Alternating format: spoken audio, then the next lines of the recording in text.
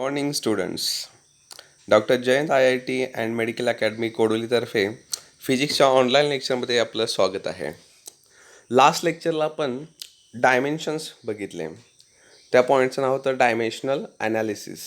त्याच्यामध्ये आपण एखादी फिजिकल क्वांटिटी आणि तिच्यामध्ये असणाऱ्या फंडामेंटल क्वांटिटीचं प्रमाण बघितलं. म्हणजे लेंथ किती आहे, मास किती आहे, टाईम किती आहे, करंट किती आहे, टेम्परेचर किती आहे. सो त्याच्यानुसार त्यांचे डायमेन्शनल फॉर्म्युले आपण तयार केलेले आहेत. ह्या लेक्चरमध्ये आपण बघूया डायमेन्शनचे युजेस बघूया. सो आपला पहिला चॅप्टर चालू आहे युनिट्स अँड मेजरमेंट. त्याच्यामधलं डायमेन्शनल ॲनालिसिस. त्या डायमेन्शनल ॲनालिसिसचा परत युजेस ऑफ डायमेन्शनल ॲनालिसिस बघूया. तर पहिला यूज बघूया. आपण डिटेलमध्ये बघत जाऊया.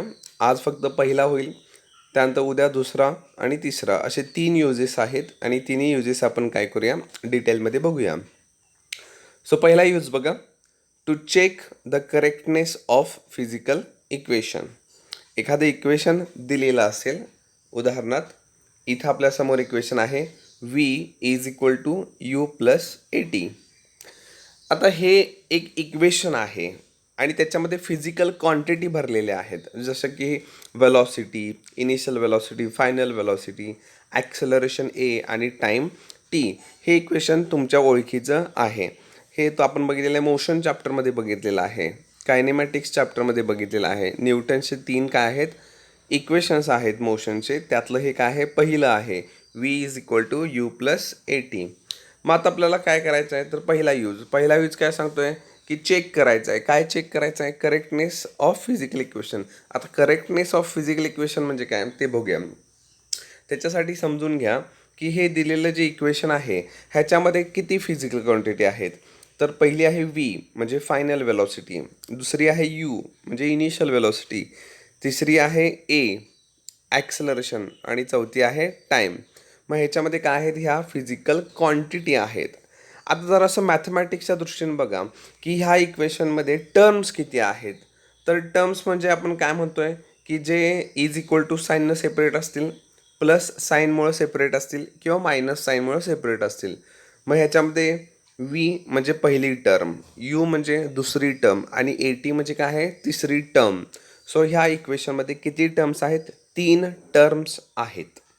सो 3 टर्म्स आहेत. मग आपण डायमेन्शन बॉक्स पण बनवायचे 3 आणि हे 3 जर आपण डायमेन्शन बॉक्स बघितले आणि ते जर एकसारखे असतील तर म्हणायचं दिलेलं इक्वेशन करेक्ट आहे. ओके, खूप सोपं आहे. बघा, इक्वेशन आहे, त्याच्यामधले टर्म्स किती आहेत? 3 टर्म्स आहेत. मग आपण डायमेन्शन बॉक्स किती बनवायचे? 3 डायमेन्शन बॉक्स बनवायचे आणि तिन्ही डायमेन्शन बॉक्स जर एकसारखे आले तर म्हणायचं दिलेलं इक्वेशन करेक्ट आहे. 3 पैकी जर एखादा पण बॉक्स जर वेगळा असेल तर म्हणायचं दिलेलं इक्वेशन इनकरेक्ट आहे. बस एवढंच आपल्याला करायचं आहे. ओके, सुरुवात कशी करतो बघा. सो दिलेल्या इक्वेशनमधले आपण बघूया की कोण कोण आहे. सो V आहे फायनल वेलॉसिटी म्हणजेच वेलॉसिटी. मग वेलॉसिटीचं डायमेन्शन आपल्याला माहीत आहे L1 m0 t-1. U म्हणजे इनिशियल वेलॉसिटी म्हणजेच पुन्हा एकदा velocity. So dimension of U ते किती आहे? L1 m0 t-1. म्हणजे दोन्ही पण वेलॉसिटीच आहेत. जरी इनिशियल फायनल असतील तरी वेलॉसिटी आहे, त्यामुळे दोघांचे डायमेन्शन बॉक्स काय आहेत? सेम आहेत.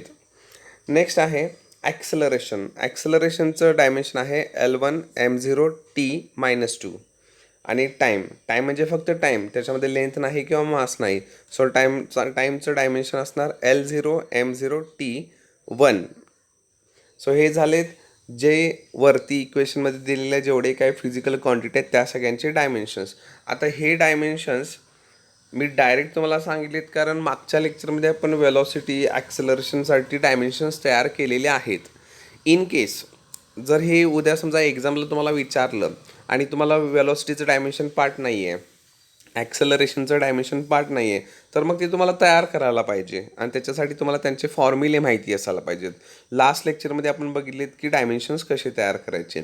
मी इथं डायरेक्ट दिलेत कारण लास्ट लेक्चरला आपण ते तयार केलेले आहेत. सो बघा करायचं काय आहे. सो मग हे दिलेलं इक्वेशन घेतलं V = U+AT. ठीक आहे. Vच्या खाली Vचं डायमेन्शन म्हणजे वेलॉसिटीचं डायमेन्शन लिहिलं. यूच्या खाली यूचं डायमेन्शन म्हणजे वेलॉसिटीचं डायमेन्शन लिहिलं. परत आहे प्लस साईन, मग प्लस साईन दिलं आणि मग पुढे एच्या जागी एचं डायमेन्शन लिहिलं, टीच्या जागी टीचं डायमेन्शन लिहिलं. ए आणि टीचे जे डायमेन्शन्स आपण लिहिलेत त्याच्यामध्ये डॉट दिला आहे. डॉट म्हणजे ते मल्टिप्लिकेशनमध्ये आहेत.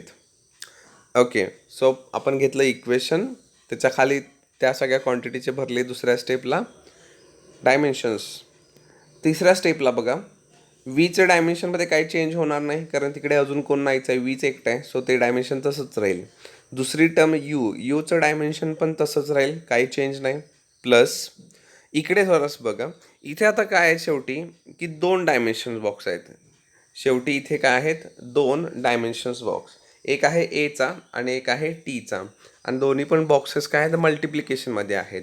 मग ह्या 2 बॉक्सचं काय करायला पाहिजे, मल्टिप्लिकेशन करायला पाहिजे. आता हे मल्टिप्लिकेशन करत असताना कसं करणार, लेंथचा लेंथ बरोबर मल्टिप्लिकेशन करणार, मासचा मास बरोबर मल्टिप्लिकेशन करणार आणि टीचा टी बरोबर मल्टिप्लिकेशन करणार. दोन्ही बॉक्समधलं LMT ह्यांचं मल्टिप्लिकेशन नेक्स्ट स्टेपला दिलेलं दिसते बघा. L⁻1 into L⁻0, M⁻0 into M⁻0, T⁻2 into T⁻+1. So हे काय झालं, ते मल्टिप्लिकेशन करतोय आपण त्यांच्यामधलं. आता इथं L बेस सेम आहे आणि मग घातांकांची काय होणार, बेरीज होणार. सो नेक्स्ट स्टेपला बघा की आपण जर मल्टिप्लिकेशन केलं L1 इंटू L0, त्याचा आन्सर येणार L1. घातांकांची काय होणार आहे, इंडेक्सची काय होणार आहे, ते ॲडिशन होणार ना जर बेस सेम असेल तर. बेस सेम आहे, घातांकांची ॲडिशन काय येणार, 0 + 0 0च येणार. सो इकडे टी बेस सेम आहे, सो -2 + 1, दोघांची ॲडिशन किती येणार, -1. सो हे झाला डायमेन्शन बॉक्स. म्हणजे इकडे शेवटच्या टर्ममध्येच फक्त आपल्याला काय करायचं होतं, थोडंसं कॅल्क्युलेशन करावं लागलं. ए इंटू टी दोघांचे डायमेन्शन बॉक्स आणि त्यांचं मल्टिप्लिकेशन कसं करणार, लेंथची मासची आणि टीचं टीशीच, आणि घातांकांची काय होणार, ॲडिशन होणार. बेसिक रूल आहे मॅथमॅटिक्सचा. सो अशा पद्धतीने आपण थर्ड स्टेपला जर बघितलं, फोर्थ स्टेपला जर बघितलं तर वीचं डायमेन्शन तसंच आहे, यूचं डायमेन्शन आलेलं आहे आणि ए आणि टीचं एकत्र केल्यानंतर डायमेन्शन बघा शेवटच्या स्टेपला काय आलेलं आहे, L1 M0 आणि T-1. आणि जर आपण बघितले तर इथं पण तोच बॉक्स दिसतोय आणि इथं पण तोच बॉक्स दिसतोय. म्हणजे दिलेल्या इक्वेशनमध्ये 3 टर्म्स आहेत आणि आपण टोटल 1 2 3 बॉक्स केलेत आणि तिन्ही बॉक्स काय आलेत, सेम आलेत. सो मग खाली तुम्ही असं लिहू शकता, all the dimensions on both sides are same, therefore given equation is dimensionally correct. हे मेन्शन करणं गरजेचं आहे. सो खूप सोपं आहे. दिलेलं इक्वेशन घ्यायचं, त्या इक्वेशनमधल्या फिजिकल क्वांटिटी बघायच्या, त्याच्यानुसार त्यांचे डायमेन्शन बॉक्स भरायचे. काही काय बॉक्सचं मल्टिप्लिकेशन करावं लागत असेल तर मल्टिप्लिकेशन करायचं, डिव्हिजन करावं लागत असेल तर डिव्हिजन करायचं. इथं फक्त मल्टिप्लिकेशन होतं आणि दिलेले सगळे बॉक्सेस सेम आले तर दिलेलं इक्वेशन काय आहे, करेक्ट आहे असं म्हणायचं. सो हे आहे डायमेन्शनचा पहिला यूज. ह्याच्याशी रिलेटेड मागे एक्सरसाइजमध्ये काही क्वेश्चन्स दिलेत, ते जरासे बघूया. उदाहरणार्थ मेन क्वेश्चन 3 आणि त्याच्यातला सब क्वेश्चन 9. हा ते क्वेश्चन आहे, an object is falling freely under the gravitational force. एक वस्तू अशी फ्रीली पडत आहे, म्हणजे वरून अशी सोडून दिली आणि किती खालती पडत आहे. It's velocity after travelling a distance h is v. आणि जेव्हा ती वस्तू वरून अशी खाली पडली, जेव्हा वरून खाली पडणार म्हणजे ती काहीतरी डिस्टन्स कवर करणार, म्हणजे हाईट कवर करणार, वरून खाली पडणार, त्यावेळी तिची वेलॉसिटी झाली v. If v depends upon gravitational acceleration g and distance, prove with dimensional analysis that velocity is equal to k √gh where k is constant. So एक वस्तू वरून खालती पडली, कवर केलेलं डिस्टन्स आहे h, वेलॉसिटी आहे v आणि acceleration कोणतं आहे तिथं, acceleration due to gravity g. So आपल्याला एक फॉर्म्युला दिला आहे, म्हणजे आपल्याला एक इक्वेशन दिलं आहे त्यांनी, v is equal to √gh. केचा काही फारसा इथं संबंध येणार नाही कारण के कोण आहे, कॉन्स्टंट. म्हणजे जसं कायनेटिक एनर्जीचा फॉर्म्युला 1/2 mv², ह्याच्यामध्ये 1/2 काय आहे, कॉन्स्टंट. तसं इथं कोणतरी कॉन्स्टंट असते, तर त्याचं काय आपल्याला डायमेन्शन बघायचं नाही आहे. सो लक्ष फक्त कोणावरती द्या, v is equal to √gh. ह्याचा आन्सर जरासं बघूया. बघा, सो आपल्याला दिलेलं इक्वेशन कोणतं आहे? दिलेलं इक्वेशन आपलं आहे v is equal to k root g h. ठीक आहे. आता ह्याच्यामध्ये के कॉन्स्टंट आहे, सो केचा काय फारसा संबंध येणार नाही, त्याचं डायमेन्शनच नसणार आहे. व्ही म्हणजे वेलॉसिटी, वेलॉसिटीचं डायमेन्शन माहिती आहे आपल्याला, L1 m0 t-1. जी म्हणजे ॲक्सेलरेशन ड्यू टू ग्रॅव्हिटी, कसलंही असलं तरी ॲक्सेलरेशनच आहे, सो ॲक्सेलरेशनचं डायमेन्शन असणार आहे L1 m0 t-2. आणि एच म्हणजे हाईट, आणि हाईट म्हणजेच लेंथ, म्हणजे लेंथच आहे फक्त, ना त्याच्यामध्ये मास आहे ना त्याच्यामध्ये टाईम आहे. सो L1 फक्त असणार आहे, m0 असणार आहे आणि T0 असणार आहे. सो हे दिलेले फिजिकल क्वांटिटी आपण बघितले आणि त्याच्यानुसार काय करतो आहे आपण, त्याचे डायमेन्शन्स आपण मागच्या लेक्चरमध्ये बघितले, सो इथे डायरेक्ट देतो आहे. ओके, हे सोडवायला घेऊया. आपल्याला बघायचं आहे की दोन्ही साईडला, आता दोन्ही साईडला मिळून टर्म्स किती आहेत बघा, दिलेल्या इक्वेशनमध्ये टर्म्स किती आहेत, फक्त ई इज इक्वल टू साईनच आहे. सो फक्त दोनच टर्म आहे, एक आहे व्ही आणि दुसरी टर्म आहे root g h. Okay, so करायचं काय, तर घ्यायचा फॉर्म्युला. सो दिलेलं इक्वेशन घेतलं, v is equal to root g h. त्याच्यामध्ये व्हीचा फॉर्म्युला भरला, व्हीचे डायमेन्शन्स भरले. इकडं इकडं थोडंसं चेंजेस करायला पाहिजे, पटकन आपल्याला डायमेन्शन्स बॉक्स भरता येणार नाहीत. पहिला काय करायला लागेल, ते रूट जी एच आहे त्याचाच अर्थ जी एच रेस टू 1/2 होईल मॅथमॅटिक्सप्रमाणे. बॉक्सच्या आतमध्ये, त्या कंसाच्या आतमध्ये जी एच आहे आणि बाहेर काय आहे, रेस टू 1/2. ते सेपरेट करून घेतलं, जीचा घातांक 1/2 केला, एचचा घातांक 1/2 केला. आता काय करूया, आता तिथं आपण त्यांचे डायमेन्शनल फॉर्म्युले भरून घेऊया. जीच्या खाली जीचा फॉर्म्युला भरला ॲक्सेलरेशनचा, आणि रेस टू हाफ आहे ते बॉक्सच्या वरती पण तसंच दिलं, जसं जीच्या वरची हाफ रेस टू हाफ आहे तसं बॉक्सच्या वरती पण दिलं. एचचा फॉर्म्युला, डायमेन्शनचा फॉर्म्युला भरला आणि एचच्या डोक्यावरती रेस टू हाफ आहे, सो इकडे पण बॉक्सच्या डोक्यावरती काय केलं, हाफ केलं. ओके, आता हे 1/2 कसं सोडून घेणार? ओके, हे सोपं आहे. ते दिलेले जे 1/2 आहे, हे बॉक्सच्या बाहेर असलेलं 1/2 आणि यल, त्यांचं काय होणार, म्हणजे त्याच्या इंडेक्सचे काय होणार, मल्टिप्लिकेशन. आपल्याला माहिती आहे मॅथमॅटिक्सचा रूल्स, की डबल घातांक असेल, डबल इंडेक्स असेल तर डबल इंडेक्सचं काय होतं, मल्टिप्लिकेशन होतं. सो इथं काय होणार, L1 इंटू 1/2. सो इथे केलेलं आहे आपण, बघा नेक्स्ट स्टेपला बघा. सो पहिला बॉक्स आहे आणि त्या पहिल्या बॉक्सचं काय होणार, बाहेरचा घातांक म्हणजे 1/2 आणि यलचा घातांक ह्यांचं मल्टिप्लिकेशन होणार. तसंच यमचा घातांक 0 आणि बाहेरचा घातांक ह्यांचं मल्टिप्लिकेशन होणार. टीचा घातांक -2 आणि बाहेरचा घातांक 1/2 यांचं मल्टिप्लिकेशन होणार. तसंच ह्या दुसऱ्या बॉक्सचं पण इकडे आपण केलेलं आहे. सो मॅथमॅटिक्सच्या सिम्पल रूलप्रमाणे काय केलेलं आहे, डबल इंडेक्स आपण इथं सोडवून घेतलेलं आहे. सो मग आपल्याला फायनल काय मिळेल, सो ते हे वरची स्टेप सोडवल्यानंतर आपल्याला मिळेल L⁻², m⁻0, t⁻−1. इकडे मिळेल L⁻², m⁻0, t⁻0. सो मग परत आपल्याला माहिती आहे, आता जस्ट आपण केलेलं, की आता आपल्याला समोर काय आहे, दोन बॉक्स आहेत, दोन्ही बॉक्स काय आहेत, मल्टिप्लिकेशनमध्ये आहेत. मग मल्टिप्लिकेशनच्या वेळी कसं सोडवायचं आहे, यलचं मल्टिप्लिकेशन यलसोबत, यमचं मल्टिप्लिकेशन यमसोबत, टीचं मल्टिप्लिकेशन टीसोबत. सो ह्या पहिल्या बॉक्समधलं आणि ह्या दुसऱ्या बॉक्समधलं यल, यम आणि टी ह्यांचं मल्टिप्लिकेशन केल्यानंतर घातांकांचे काय होणार, ॲडिशन होणार. सो पहिलं काय होणार, L⁻½ plus half, m⁻0 plus 0, t⁻−1 plus 0. So आपण हे मल्टिप्लिकेशन सोडवून घेतल्यानंतर आपल्याला इथं फायनली मिळेल L⁻1, m⁻0, t⁻−1. इथं पण बघा दोन टर्म होत्या, एक LHSला व्ही होतं आणि एक RHSला काय होतं, रूट जी एच. ते रूट जी एच सोडवल्यानंतर आपल्याला हा बॉक्स मिळाला आहे L1 m0 t-1, आणि इकडं पण तसाच बॉक्स दिसतोय. सो दोन्ही साईडला काय आहेत, dimensions on both sides are same, त्यामुळे दिलेलं हे इक्वेशन पण काय आहे, डायमेन्शनली करेक्ट असणार आहे. सो खूप सोप्या पद्धतीने आपण हे सॉल्व करू शकतोय. हे झालं. तुम्ही घरी काय करा, होमवर्कसाठी हे दोन इक्वेशन्स लिहून घ्या. हे इक्वेशन्स तुमच्या ओळखीचे आहेत, तुम्हाला माहिती आहेत. काय आहेत हे इक्वेशन्स, न्यूटनचे 3 मोशनचे इक्वेशन्स आहेत, त्यातलं एक आपण मगाशी सोडवलं आहे. इथं हे राहिलेली दोन ॲज अ होमवर्क म्हणून घ्या. पहिल्या इक्वेशनमध्ये S = ut + 1/2 at², 3 टर्म्स आहेत.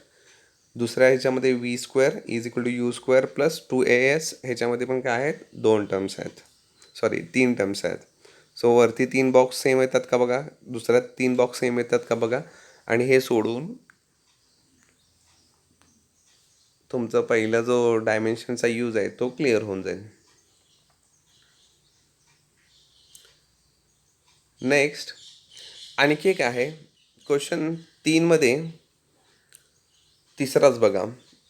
And electron with charge e, म्हणजे ई काय आहे, चार्ज आहे, enters a uniform magnetic field, तो एका मॅग्नेटिक फील्डमध्ये जातोय b, with a velocity v, कितीच्या स्पीडनं, व्हीच्या स्पीडनं. सो ई म्हणजे चार्ज, बी म्हणजे मॅग्नेटिक फील्ड, आणि व्ही म्हणजे velocity. The velocity is perpendicular to the magnetic field. The force on the charge E is given by F is equal to BeV. म्हणजे आपल्याला दिलेलं इक्वेशन कोणतं आहे, physical equation, F म्हणजे force is equal to B into E into V. मग त्यांनी इथं correct equation correct आहे का नाही हे बघायला नाही सांगितलेलं. इथं त्यांनी सांगितलं आहे की त्याचं डायमेन्शन, बीचं डायमेन्शन शोधा. थोडंसं वेगळ्या पद्धतीचा क्वेश्चन आहे, बघूया. सो आपल्याला दिलेलं इक्वेशन आहे f is equal to BeV, पण आपल्याला ही डायमेन्शन तयार करायचं आहे बीचं. मग फॉर्म्युला मॉडिफाय करा बीसाठी. सो बीसाठी फॉर्म्युला काय होईल, B is equal to F upon EV. So F इथं काय आहे, फोर्स आहे, एफ इथं काय आहे, फोर्स, आणि फोर्सचं डायमेन्शन आपल्याकडे तयार आहे. व्ही कोण आहे, वेलॉसिटी, वेलॉसिटीचं पण डायमेन्शन आपल्याकडे तयार आहे. आता राहिलं फक्त कोण, इलेक्ट्रिक चार्ज ई. मग चार्जचा फॉर्म्युला असतोय charge is equal to current into velocity. So charge म्हणजे ई, करंट म्हणजे आय, आणि टाईम म्हणजे टी. हे करंट आणि टाईम दोन्ही पण काय आहे, फंडामेंटल क्वांटिटी आहे. सो रेडीमेड आपल्याला काय मिळणार, इथं डायमेन्शन्स मिळणार. लेंथ आहे का, नाही. मास आहे का, नाही. काय आहे, टाईम आहे आणि करंट आहे, आणि दोन्ही पण काय आहेत, fundamental. So L0 M0 T1 I1 हे काय झालं, डायमेन्शन झालं चार्जचं. सो आता आपल्याकडं सगळे जे दिलेलं इक्वेशन आहे B is equal to F E V तिघांचे पण डायमेन्शन आता आपल्याकडं आहेत. मग फॉर्म्युला घ्या, B is equal to F upon EV. एफच्या जागी एफचा डायमेन्शन भरा, खाली ईच्या जागी ईचं डायमेन्शन भरा, इन टू व्हीच्या जागी व्हीचं भरा. पहिला काय करणार, पहिला आपण खालचे जे डायमेन्शन्स आहेत ईचा आणि व्हीचा, त्या 2 बॉक्सचं पहिला मल्टिप्लिकेशन होणार. आणि कसं मल्टिप्लिकेशन होणार आपल्याला माहीत आहे, लेंथचा लेंथशी, मासचा माशी, टीचा टीशी. पण आयसाठी इथं आय एकटाचा आहे, त्यामुळे आयसोबत इकडं कुणासोबतचं मल्टिप्लिकेशन होणार नाही आहे. सो घातांकांची काय होणार, ॲडिशन होणार. सो काय होतात बघा ॲडिशन झाल्यानंतर. सो नेक्स्ट स्टेपला काय होणार, L1 M0 T0 आणि I1 तसंच राहील. वरचं एक L1 आणि खालचं एक L1 एकमेकांना काय होणार, कॅन्सल आउट होणार. सो L किती राहणार, 0 राहणार. आणखी कोण कॅन्सल होते का, M कॅन्सल होत नाही, T कॅन्सल होत नाही. आणि खालती आता मग फक्त L1 कॅन्सल झाल्यानंतर खालती जे I1 आहे ते I1 वरती घेणार आपण, कारण M0च आहे, T0च आहे डिनॉमिनेटरमध्ये. सो त्यांना आपण काय वरती शिफ्ट करू शकत नाही. सो आपण I1ला काय करणार, वरती शिफ्ट करणार. सो I1 वरती जाऊन काय होणार, I⁻⁻1 होणार. सो आता डायमेन्शन्स काय काय शिल्लक राहिले बघा, टोटल सगळे मिळून L0, कारण ते कॅन्सल आउट झाले, M1 T-2, आणि I1 जे खालून वरती आलं ते म्हणजे काय, मायनस होणार. सो हे झालं बीचे डायमेन्शन्स. मग त्यांनी आपल्याला हेच शोधायला सांगितलं होतं. सो अशा पद्धतीनं तुम्ही काय करू शकताय, डायमेन्शन्सचा बरंचसं युजेस करू शकताय, बरेचसे एक्झाम्पल्स तुम्ही अशा पद्धतीनं सोडवू शकताय. सो हा होता डायमेन्शन्सचा first use to check the correctness of physical equation. अजून आपल्याला काय बघायचं आहे, सेकंड यूज आणखी थर्ड यूज. नेक्स्ट लेक्चरमध्ये आपण बघूया सेकंड यूज आणि त्याचे एक्झाम्पल्स. Thank you class.